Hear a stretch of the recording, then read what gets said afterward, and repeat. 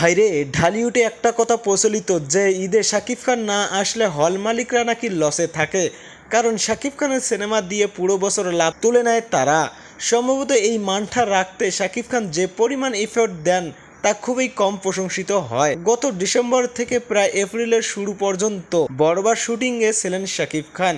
এক সপ্তাহ না যেতেই তাণ্ডবের শুটিংয়ে যোগ দেন এই মেগাস্টার। দেখুন বরবাদের ভ্যাটাস ভিলেনের সাথে রোমান্টিক জোস লুক আর তাণ্ডবে মাথা নষ্ট করার মতো পারফরমেন্স। ভয়েসে মডুলেশনের গ্যাংস্টারের সাথে ইনোসেন্ট ন্যাচারাল লুক দর্শক সহজেই দুটি চরিত্রকে আলাদা করতে পেরেছে। দুটি চরিত্রই তিনি ক্যারেক্টারের ভিতরে ঢুকে পারফরমেন্স করেছেন। দেখলেই মনে হবে যে এটা আরিয়ান মির্জা কিংবা এটা স্বাধীন মিখাইল। পাশাপাশি সিনেমার সাফল্যে দুটি চরিত্রই সফল। এখানেই তো একজন অভিনেতার সবচেয়ে বড় সাফল্য। ব্যাপারটা বোধহয় শাকিব খান বলেই সম্ভব, নয়তো দেখুন না ঈদের বাকি এত সিনেমা সবাই কিন্তু দীর্ঘদিন পরেই সিনেমা নিয়ে ফিরেছেন।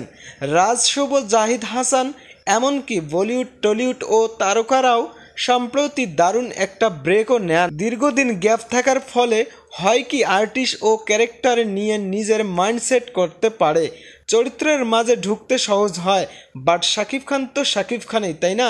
সম্প্রতি তাণ্ডবের পরিচালক বরবাদের পরিচালক এক ইন্টারভিউতে জানিয়েছিল যে এমন দিনও গেছে যে শাকিব খান শুটিংয়ে এসে জিজ্ঞাসা করতেন যে তাকে কি করতে হবে, এমনকি তিনি সেট করে ফেলতো ম্যাজিকের মতন। রায়হান রাফি এই ব্যাপারটা ওজন কিন্তু অনেক। সত্যি শাকিব খান শুধু একজন সুদর্শন নায়কে নন, অসম্ভব ভালো অভিনেতা। মেগা স্টার হওয়া সত্ত্বেও তার ডেডিকেশন, মনোযোগ কোনো কমতি নেই। আমি যে এতক্ষণ কথাগুলো বললাম, এই কথাগুলোর মানে কি জানেন? আপনাদের সঙ্গে একটি বিষয় শেয়ার করতে চাচ্ছি।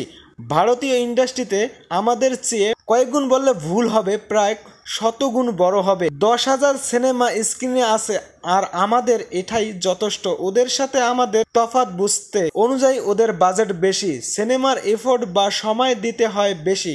শাহরুখ, সালমান, প্রভাস 2-4 বছরে একটা করে সিনেমা করে। শুধু এতটুকুই বুঝতে চেয়েছি যে আমাদের এই ধ্বংসত্ব ইন্ডাস্ট্রিতে থেকে শাকিব খান আমাদের সিনেমার জন্য যে এফোর্টটা দিয়েছেন তার জন্য তিনি হয়তো খুবই কম প্রশংসিত হন। অনেকে তো সেটে চোখে দেখেও দেখেন না, তাই তার মহত্ব বুঝতে এতটুকুই দ্বিধাবোধ করেন না।